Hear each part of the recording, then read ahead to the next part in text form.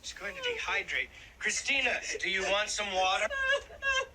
Somebody sedate me! I'm Dr. A GP based in the UK, and that was an extreme example of the effects of restless leg syndrome. Now, the symptoms of restless legs can vary from a mild annoyance all the way up to depression, anxiety, and lack of sleep.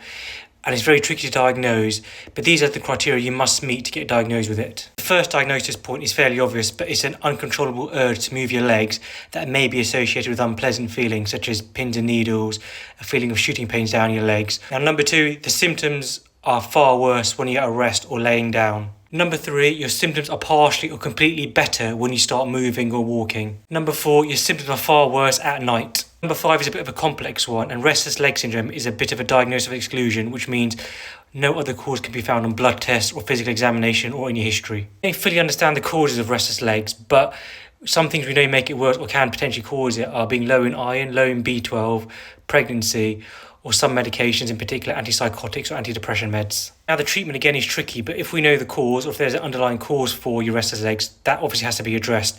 Now, if you've addressed all the underlying causes and the symptoms are severe enough, we can give medication, but this medication has nasty side effects and it shouldn't really be taken long term, but is an option if you've tried everything else and nothing else is working.